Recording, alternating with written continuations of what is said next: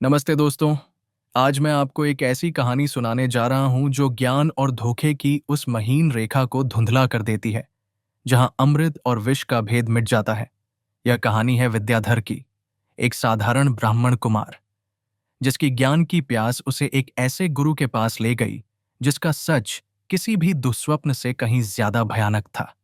यह कहानी है उस पाठशाला की जहां सीखा गया हर पाठ मृत्यु के एक दिन और करीब ले जाता था।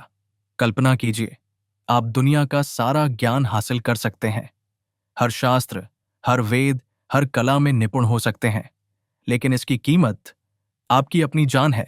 क्या आप यह सौदा करेंगे? विद्याधर ने किया, बिना यह चाहे जाने कि उसका गुरु एक ज्ञानी महात्मा नहीं, बल्कि एक नरभक्षी राक्षस था जो अपने भोजन को परोसने से पहले उसे ज्ञान से सींच रहा था।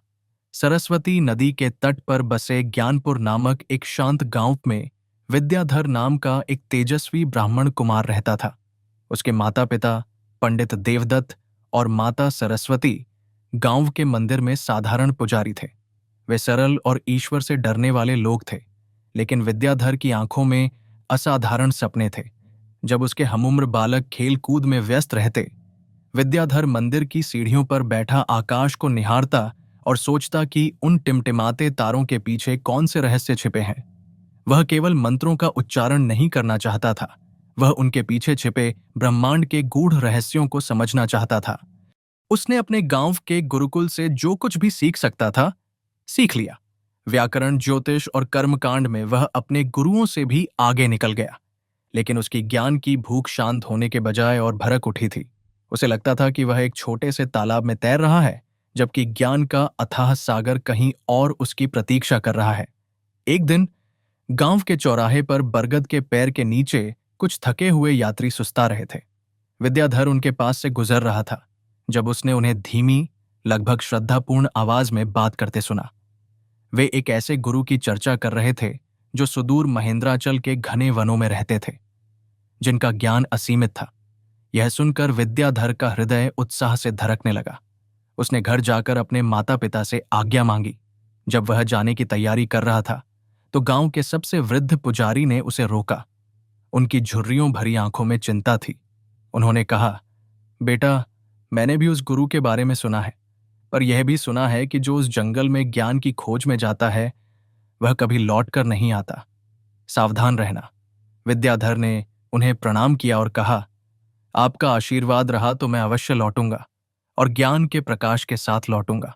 उसकी आंखों में दृढ़ संकल्प देखकर उसके माता पिता जानते थे कि उसे रोकना असंभव था। भारी मन से उन्होंने उसे आशीर्वाद दिया।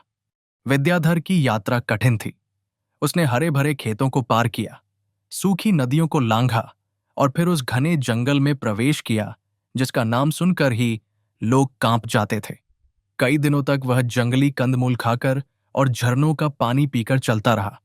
एक रात उसे एक भालू का सामना करना पड़ा, लेकिन अपने गुरुकुल में सीखे ज्ञान का उपयोग करते हुए उसने मशाल जलाकर और जोर जोर से चिल्लाकर उसे भगा दिया। इस घटना ने उसके आत्मविश्वास को और बढ़ा दिया। अंत में कई दिनों की कठिन यात्रा के बाद घने जंगल के बीच उसे एक छोटा सा शांत आश्रम मिला। वह स्थान अलौकिक रूप से शांत था। हवा में एक अजीब सी शांति घुली हुई थी, जैसे समय स्वयं यहां आकर ठहर गया हो। आश्रम के बीचों बीच एक तेजस्वी ऋषि पद्मासन में ध्यानमग्न थे। उनका ललाट सूर्य की भांति चमक रहा था और उनकी शांत आंखों में एक ऐसी गहराई थी मानो उन्होंने सृष्टि के आरंभ और अंत दोनों को देखा हो। विद्याधर ने उन्हें साष्टांग प्रणाम किया और उनके ध्यान से बाहर आने की प्रतीक्षा करने लगा। घंटों बाद जब गुरु ने अपनी आंखें खोलीं तो उनकी दृष्टि सीधे विद्याधर पर पड़ी, जैसे वे उसके आने के बारे में पहले से ही जानते हों। विद्याधर ने विनम्रता से अपने आने का उद्देश्य बताया। गुरु के होठों पर एक रहस्यमयी मुस्कान तैर गई। उन्होंने कहा, पुत्र, ज्ञान का मार्ग कांटों से भरा है। यह केवल बुद्धि से नहीं, समर्पण से प्राप्त होता है। क्या तुम इसके लिए कोई भी मूल्य चुकाने को तैयार हो? विद्याधर ने बिना एक पल सोचे दृढ़ता से कहा, हाँ गुरुदेव, मैं अपना सर्वस्व समर्पित करने को तैयार हूं। उसकी आंखों में ज्ञान की सच्ची प्यास देखकर गुरु प्रसन्न हुए और उसे अपना शिष्य स्वीकार कर लिया। विद्याधर को लगा जैसे उसे दुनिया की सबसे बड़ी निधि मिल गई हो।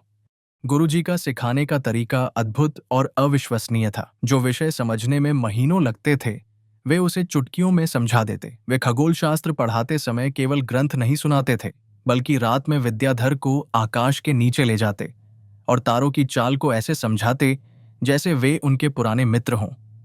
तर्कशास्त्र की जटिल गुत्थियां वे एक कहानी की तरह सुलझा देते। कुछ ही हफ्तों में विद्याधर ने इतना कुछ सीख लिया था जितना उसने अपने पूरे जीवन में नहीं सीखा था। गुरुजी उससे बहुत स्नेह करते, उसे पुत्र कहकर बुलाते, लेकिन उनकी कुछ आदतें विद्याधर के मन में संदेह के बीज बोने लगी थीं। पहला और सबसे प्रमुख रहस्य था उनका भोजन। वे आश्रम में पके किसी भी अन्न, फल या सब्जी को हाथ नहीं लगाते थे। उनका भोजन केवल मांस था। एक बार जब विद्याधर ने हिम्मत करके पूछा, तो गुरुजी ने शांत भाव से समझाया, पुत्र, यह एक प्राचीन कायाकल्प साधना का हिस्सा है। इस जंगल की जड़ी बूटियां खाने वाले प्राणियों के मांस में विशेष औषधीय गुण होते हैं जो मेरी ऊर्जा को बनाए रखते हैं। यह तपस्या का एक कठोर रूप है जो साधारण लोगों की समझ से परे है। यह तर्क सुनकर विद्याधर की शंका शांत हो गई। दूसरी और ज्यादा अजीब बात थी उनका रात का व्यवहार। सूर्यास्त होते ही गुरुजी की आंखों की शांति एक अजीब सी बेचैनी में बदल जाती। वे विद्याधर को कुटिया के अंदर रहने का सख्त आदेश देते और खुद घने जंगल में कहीं चले जाते। वे सूर्योदय से ठीक पहले लौटते और उनके वस्त्रों पर अक्सर ताजे खून के धब्बे होते थे, जिन्हें वे यह कहकर टाल देते कि किसी जंगली जानवर से संघर्ष हुआ होगा। धीरे धीरे विद्याधर ने और भी अजीब बातें महसूस कीं।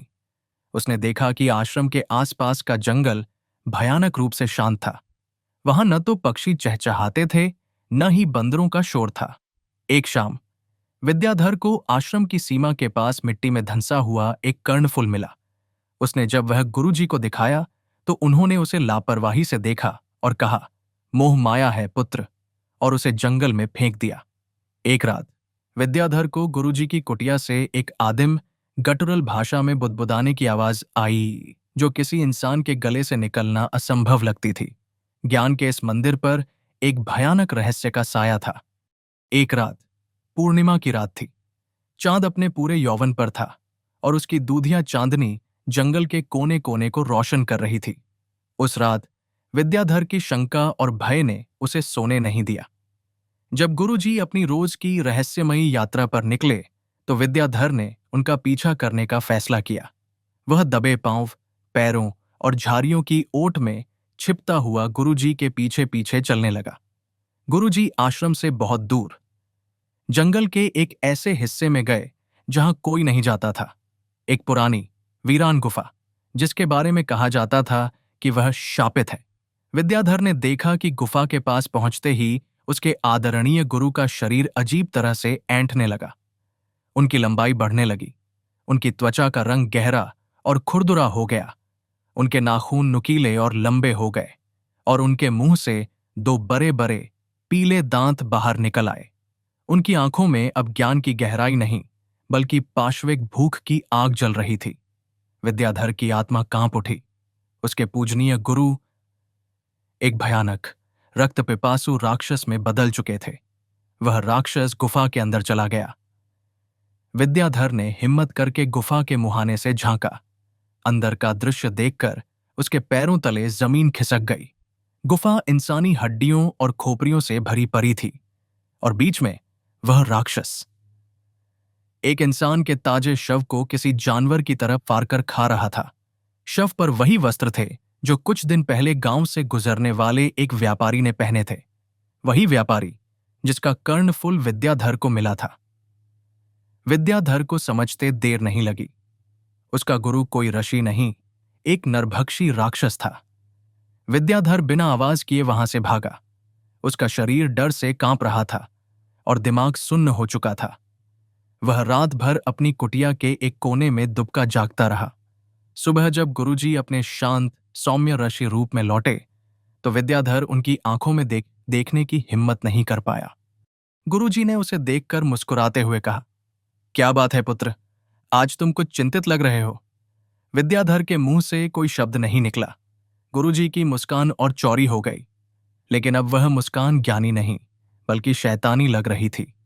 लगता है तुमने मेरा रहस्य जान लिया है। यह सुनते ही विद्याधर के होश उड़ गए। हाँ, मैं एक राक्षस हूं, गुरु ने अपनी असली भारी आवाज में कहा। और तुम मेरे सबसे उत्तम शिष्य हो। एक साधारण मनुष्य के मांस से केवल पेट भरता है, लेकिन एक ज्ञानी के मस्तिष्क को खाने से मेरी शक्तियां 1000 गुना बढ़ जाती हैं। तुम मेरा अंतिम भोजन हो विद्याधर। मैंने तुम्हें ज्ञान से सींचा है, अपने लिए। यह सुनकर विद्याधर को लगा कि उसका हृदय फट जाएगा।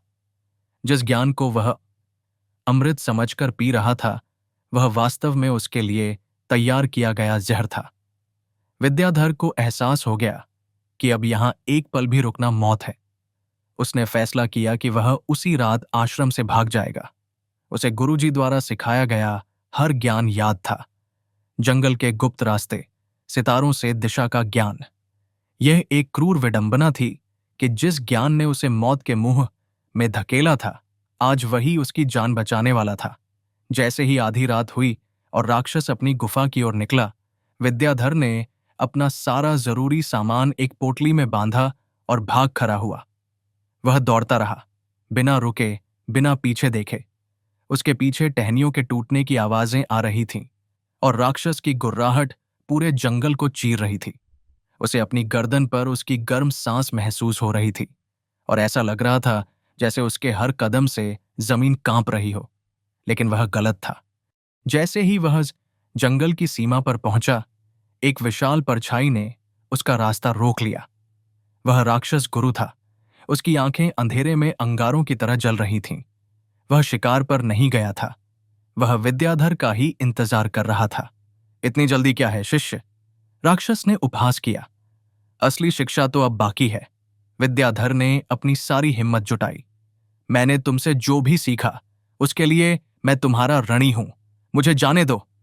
राक्षस जोर से हंसा। ऋणी?